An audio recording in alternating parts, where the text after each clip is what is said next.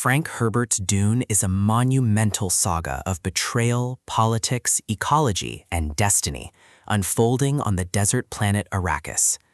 The tale begins with House Atreides, noble and respected, chosen by the Emperor to govern Arrakis. This desert world is the sole source of melange, the spice that fuels interstellar travel, extends life, and grants visions of the future. To rule Arrakis is to hold the fate of empires, but it is also to invite betrayal. Duke Leto accepts the responsibility, knowing it is a trap, but bound by honor.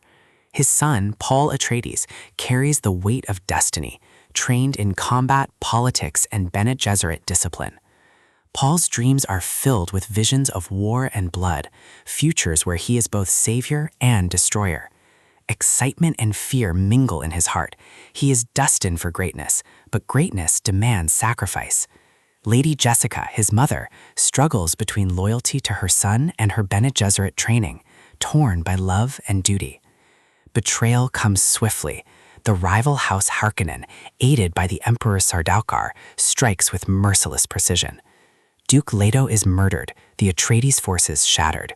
Jessica and Paul flee into the desert, grief and rage burning in their hearts. Betrayal cuts deep, leaving Paul with despair, yet the desert reshapes despair into resilience. Arrakis itself is alive.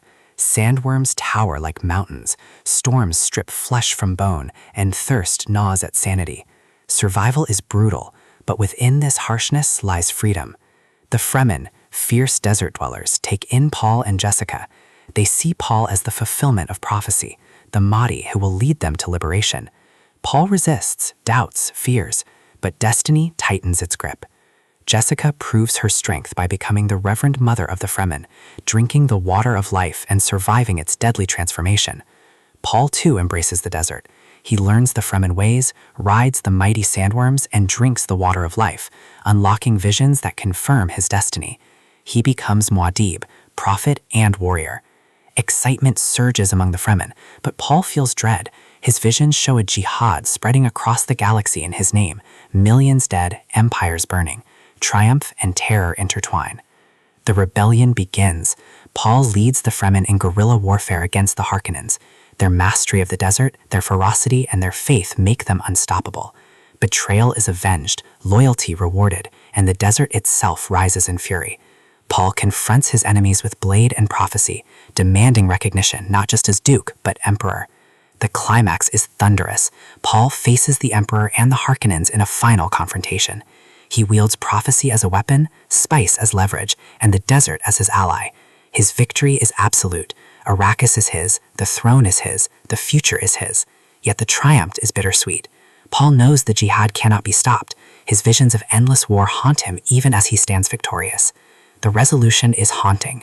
Paul, once a boy burdened by dreams, is now Muad'Dib, prophet feared across the stars. He has embraced destiny, but destiny is a cage. Excitement fades into solemnity, hope into dread. The desert whispers of freedom, but Paul knows freedom is never simple. Herbert's prose blend politics, ecology, and mysticism. Dune is not just a tale of adventure. It is a meditation on power, betrayal, and survival. It asks, can prophecy be resisted? Can power be wielded without corruption? And what does it mean to be human in a universe shaped by destiny? The emotions are raw, excitement in discovery, despair in betrayal, hope in survival, dread in prophecy. The script flows like the desert winds, relentless, shifting, alive. Paul's journey embodies the novel's central truth.